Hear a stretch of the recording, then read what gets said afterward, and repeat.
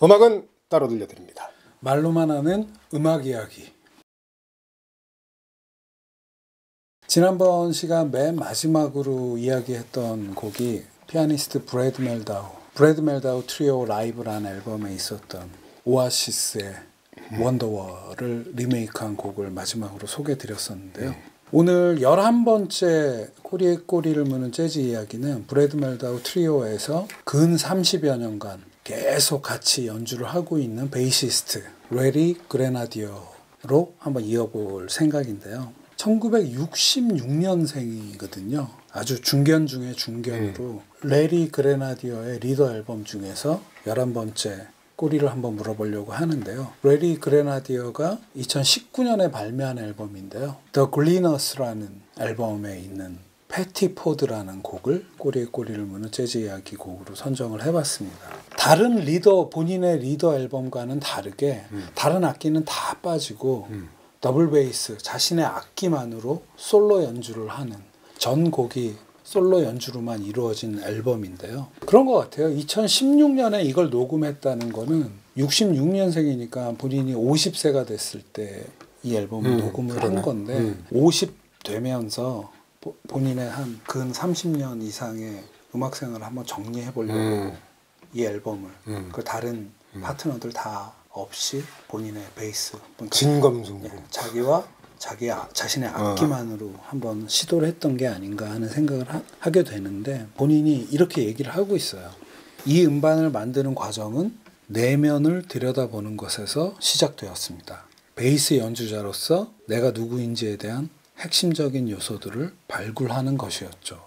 보통의 직장인들과는 다르게 연주자들은 그 정도 되면은 한번 멈춰 서서 본인을 돌아보는 그런 여유를, 그걸 꼭 여유라고만 할 수는 없지만 그런 기회를 가질 수 있구나. 그 음악의 힘이 그런 것도 아닌가 하는 생각도 좀 하게 돼서 왠지 이 음반을 이렇게 들으면서 부럽다 하는 생각도 좀 가져봤었는데, 어쨌든 제가 고른 곡 패티포드라고 했는데요. 어떤 뮤지션의 성 이름이죠. 오스카 패티포드라는 베이시스트가 있었는데요. 1922년생이시고 40년대와 50년대 베이시스트로서 날렸던 오스카 패티포드라는 베이시스트의 이름 중에 성을 가져와서 패티포드라는 곡을 연주를 한 건데, 이 오스카 패티포드의 1960년에 나온 앨범이 있는데요. My Little Cello라는 앨범이 있는데 그 앨범 속에 Love on Walk라는 곡이 있더라고요. 근데 그 곡이 오스카 패티포드가 앞부분에 베이스 솔로로 시작을 해요. 그래서 두 곡을 같이 들어보니까 그 오스카 패티포드가 1960년도에 연주한 베이스 솔로 앞부분을 비슷하게 연주를 하다가 레리 그레나디어가 본인의 느낌대로 3분 40초간 쭉 이렇게, 그래서 그 연주 자체에다가 패티포드라는 이름을 붙였다는 것은 자신이 존경하는 선배인 오스카 패티포드에 대한 최고의 예우가 아닌가 하는 생각도 하게 되고, 어떻게 말하면 굉장히 생경한 베이스 솔로만으로 이루어진 곡을 들어봄으로써 여타의 재즈에서 느낄 수 없는 어떤 진중한 연주라는 생각이 들어서 굉장히 좋은 연주가 아닐까 해서 오늘 첫 번째로 한번 골라봤고요. 오스카 패티포드가 아까 말씀드렸다시피 1922년생인데 오스카 패티포드의 20대 초반에 오스카 패티포드가 베이시스트로 인정받은 첫 번째 기억할 만한 연주가 있다는 대목이 있더라고요. 그래서 오늘 12번째 꼬리에 꼬리를 무는 재즈 이야기는 이 오스카 패티포드가 21살 때 한 연주, 오스카 패티포드의 본인의 리더 앨범은 아니고요. 콜맨 호킨스, 테너 색소폰의 아버지라고 불리우는 콜맨 호킨스의 콜맨 호킨스스 스윙 4라는 밴드 이름으로 낸 앨범인데요. The Man I Love라는 곡을 1943년도 연주인데요. 그럼 오스카 패티포드가 21살이죠. 1943년에 콜맨 호킨스는 뭐 20, 30년대 테너 색소폰을 리드 악기로 등극시키고 스윙 시대의 솔리스트로서 굉장히 큰 활동을 하다가 43년 정도가 되면 콜맨 호킨스가 뭔가를 느꼈던 것 같아요. 아, 세상이 좀 변하고 있구나. 그러니까 우리가 재즈 역사로 봐도 스윙이 저물고 비밥이라는 새로운 물결이 시작될 즈음인데요. 이 콜맨 호킨스 선생은 새로운 물결인 이 비밥에 거부감을 가지지 않고요. 비밥 뮤지션들과 즉 젊은이들과 적극적으로 교류를 하면서 이 바뀌는 새로운 음악 경향에 대해서 적극적으로 받아들이는 그런 흔치 않은 선배 뮤지션이었던 것 같아요.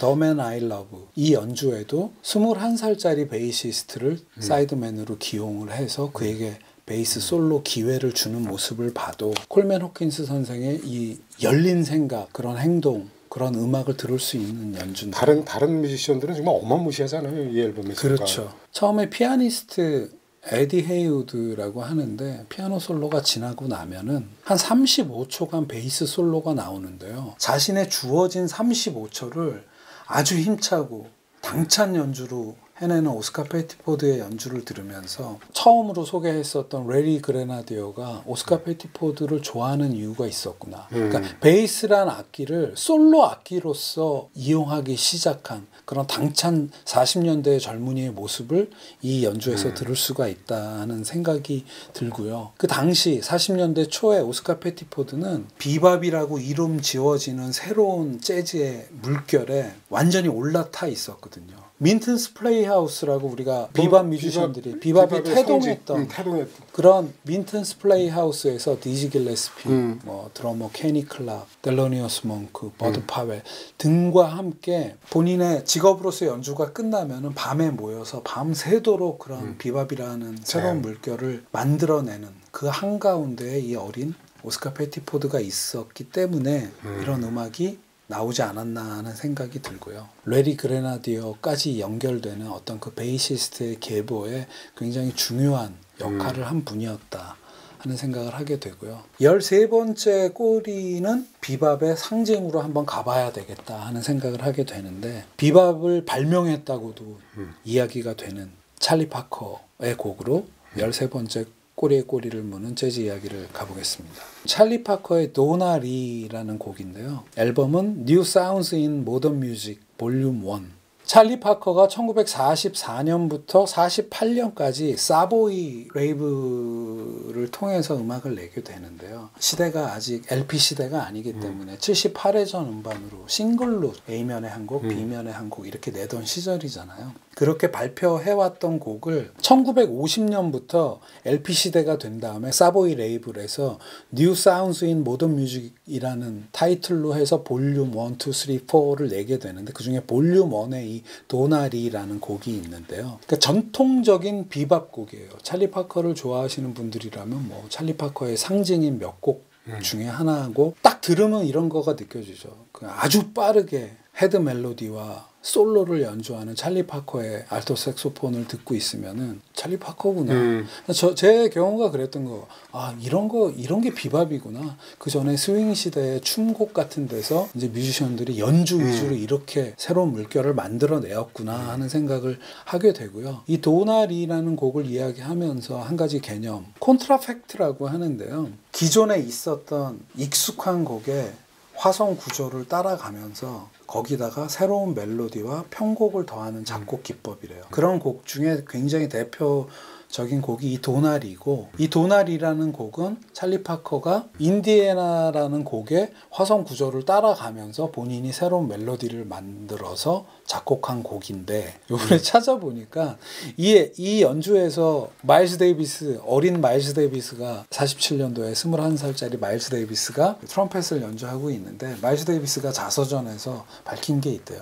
이거 사실은 내가 만든 곡인데 찰리 파커의 이름으로 나갔다. 근데 찰리 파커를 욕하지는 않는다. 왜냐하면 옥이었다. 그 당시 이제 레이블에서 낼 때 찰리 파커가 리더니까 그냥 찰리 파커 이름으로 나왔다고 하는데, 어쨌든 이 도나리라는 곡을 마일스 데이비스 아이디어에 찰리 파커의 천재적인 연주로 이렇게 한번 감상하실 수 있는 기회가 아닐까 싶고요. 이 앨범, 이 연주와 함께하는 뮤지션들이 아주 쟁쟁하죠. 21살 마일스 데이비스와 피아노에는 버드 파웰, 베이스에 타미 포터, 드럼에 맥스 로치, 쟁쟁한 연주자들이고 그 뒤에 50년대, 60년대를 이끌어가는 뮤지션들이니까 한번 들어보시면 아, 이게 비밥이구나 한번 들어보셨으면 좋겠고요. 찰리 파커 참 어려웠어요. 처음에 그 유명한 사람인데 박 작가님이 가끔 얘기하시는 텍스트로 배우게 된다고. 텍스트로는 찰리 파커가 비밥을 만들었고 디지 길레스피와 뭐 몇 명과 함께 만들었고 그거 알겠는데 그런 말이 있잖아요. 누구도 읽지 않기 때문에 고전이라고.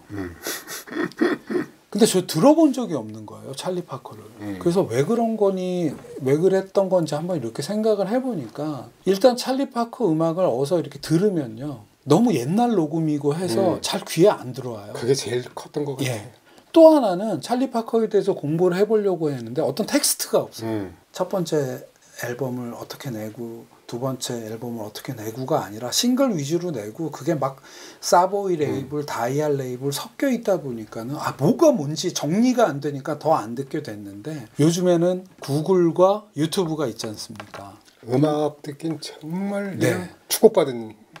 그러니까 찰리 파커와 함께 사보이나 다이알 치면은 이런 앨범들이 나오는데 우후죽순으로 나오는 그런 컴필레이션 앨범들이 나오는데 그중에 한 곡을 골라서 검색을 하시면 그게 예를 들어 도나리라는 곡과 찰리 파커를 같이 검색을 넣으면요, 찰리 파커가 47년도에 도나리를 78회전 음반으로 A면에 넣어서 냈구나. 그럼 같은 47년도에 그때 마일스 데이비스와 버드 파웰 누구누구와 같이 연주를 했구나.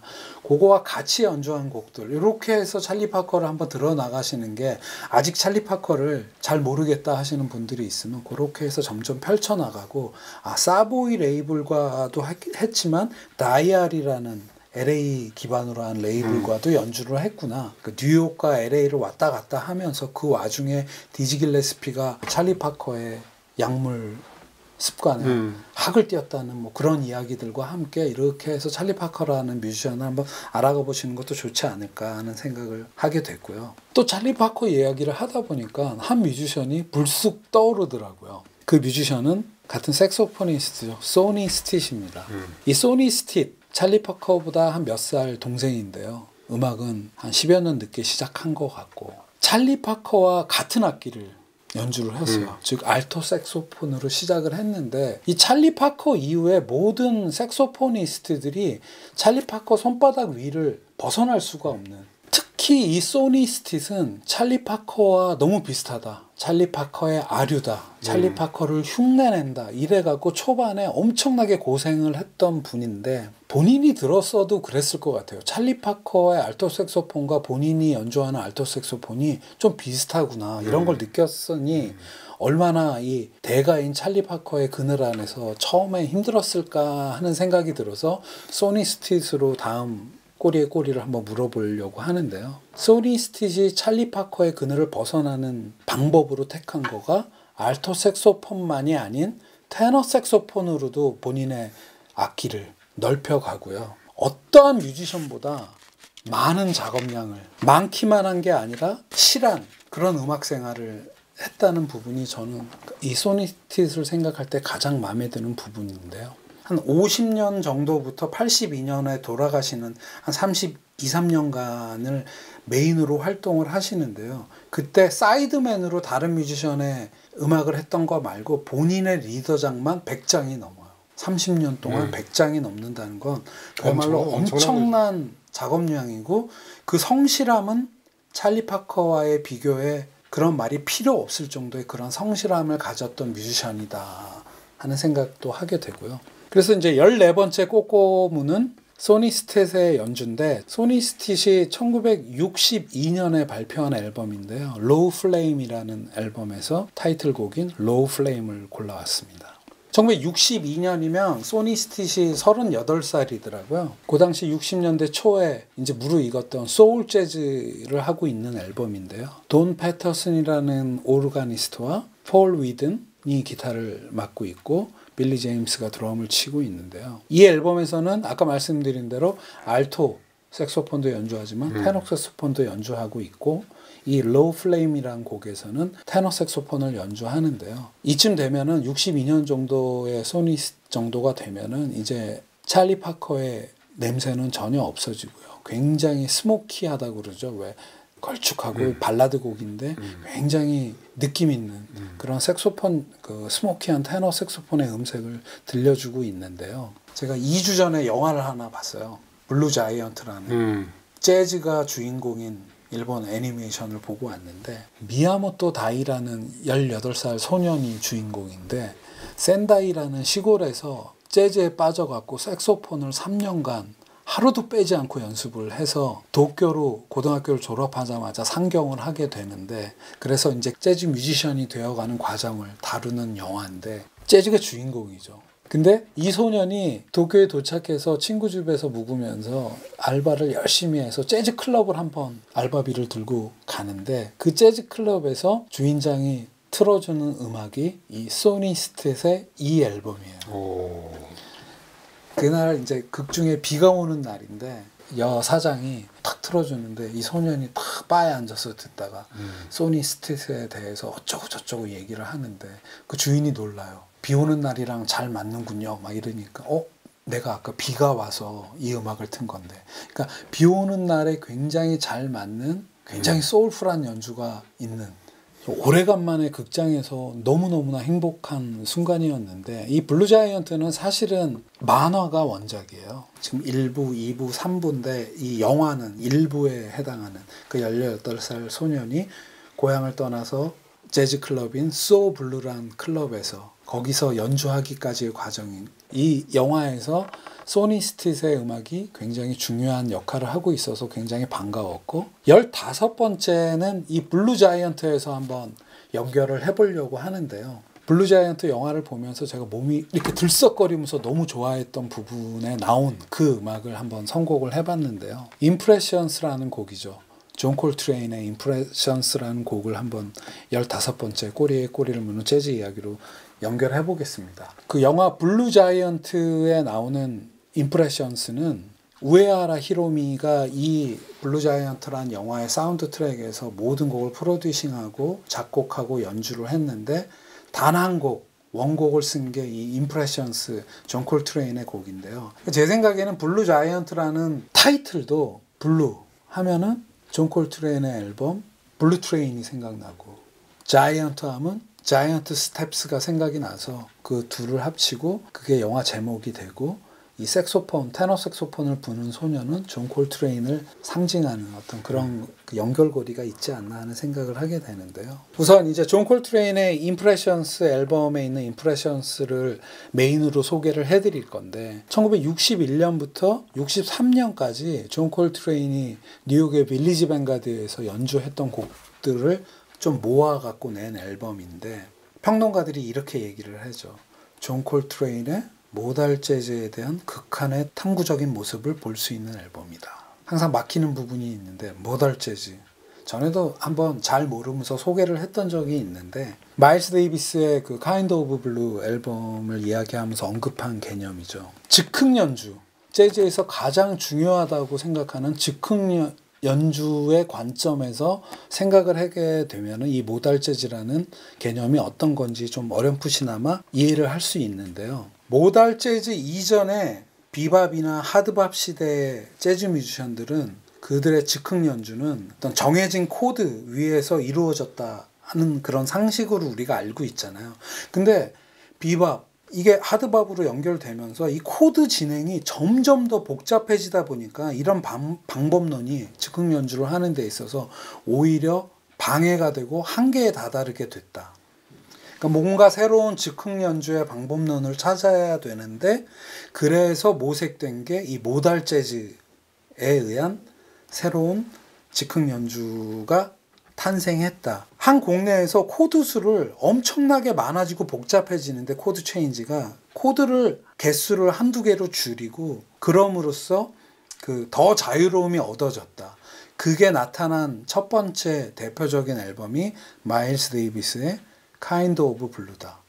이 앨범에도 존 콜트레인이 참여를 했었고요. 그렇게 모달 재즈란 새로운 방법론을 찾고 59년 정도부터 61년까지 이 모달 재즈를 자신의 느낌으로 소화해내고 있는 존 콜트레인의 연주를 들을 수 있는 게 이 15번째 꼬꼬무 이야기의 주인공인 존 콜트레인의 임프레션스라는 앨범이다.